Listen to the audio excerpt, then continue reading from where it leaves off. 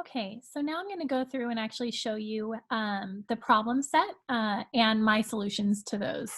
So on number one, they give you that you have a set standard deviation of 10. So you'll notice in each of the problems, I'm dividing by 10 when I take the z-score for number one, because it says right in the problem that there is a z-score of 10 for every one. And then they give you a couple different scenarios. So for A, they say you have a score of 60 where the mean is 40. So just going into it, I know I'm going to have a positive z-score because my score of 60 is higher than the mean of 40. So that's the first thing, get in the mindset of understanding that concept. So 60 minus 40, I'm 20 away from the mean. We're going to divide by the standard deviation to figure out how many standard deviations away I am from the mean, and I am 2 standard deviations away from the mean. That's what that means. In B, there was actually, it was kind of tricky. It says a score of 30 points below the mean, where this means that the mean was 40 and the standard deviation is 10. That's how this will read for us moving forward. It's a normal distribution with a mean of 40 and a standard deviation of 10. So the most common mistake here will be that people put 30 minus 40 and then divide by 10. But that is, which would be a z-score of -1, but it actually says that you have a score that is 30 points below the mean.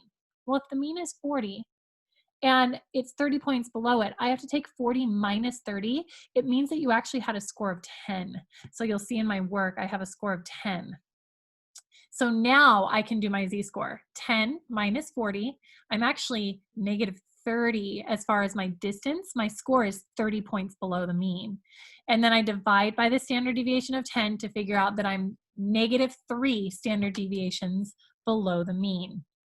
Okay, so the next one, a score of 80 where the mean is 30. So that means I'm like way above the mean, right? Like I did way better than the mean. So 80 minus 30, I'm 50 points above the mean.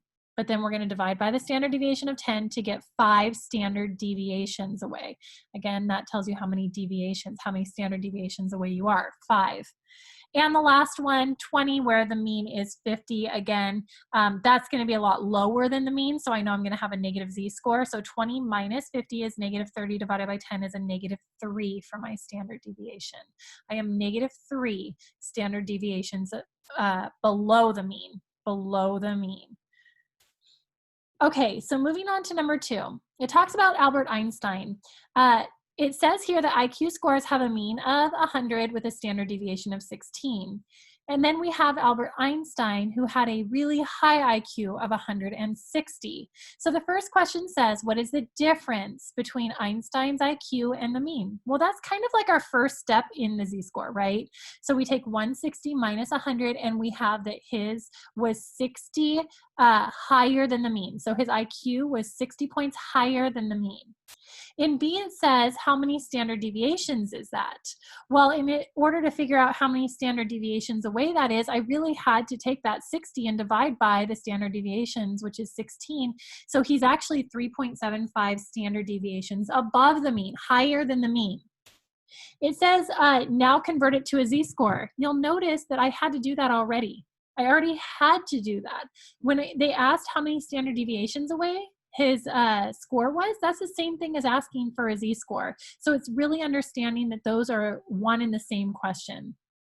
And last but not least, it says, if we consider unusual or usual IQs between -2 and 2, which is what we're going to do, we're actually going to learn later on in this class that anything that's higher than 3 standard deviations away is going to be an outlier.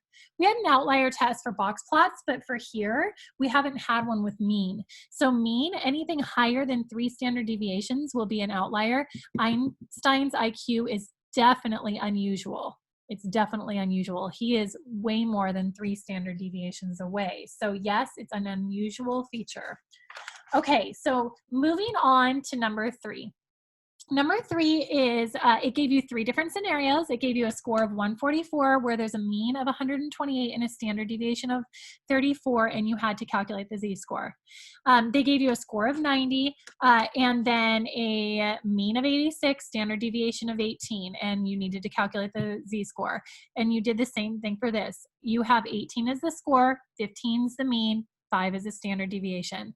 This one would have been the person that scored the highest relative to their mean and standard deviation. They had the highest z-score. Number 4 is an interesting scenario. Larry came home very excited after a visit to his doctor. He announced proudly to his wife, "My doctor says my blood pressure is in the 90th percentile among men like me. That means I'm better off than about 90% of similar men." How do you think his wife, who is a statistician, should respond? That would be a yikes. A blood pressure that is in the 90th percentile means that his blood pressure is as high as or higher than 90% of all men his age. So he probably would need to get on blood pressure medication. It means he has a high blood pressure to be in the 90th percentile in that case. The last problem says growth charts. We used an online growth chart to find percentiles for the height and weight of a 16-year-old girl who is 66 inches tall and weighs 118 pounds. According to the chart, the girl is at the 48th percentile for weight and the 78th percentile for height. Explain what these values mean in plain English. When you guys have kids, you're going to have this happen. I absolutely have this every time I go to the doctor. They tell you where your kids are on the growth chart compared to other kids. So a 48th percentile for weight means that she's actually like what I would call below average weight, right? That's less than 50%.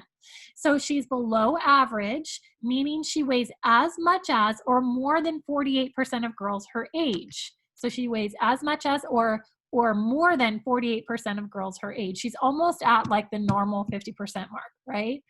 But her height puts her at the 78th percentile, which means she's taller, as tall as or taller than 78% of people her age. So she has below average weight and above average height.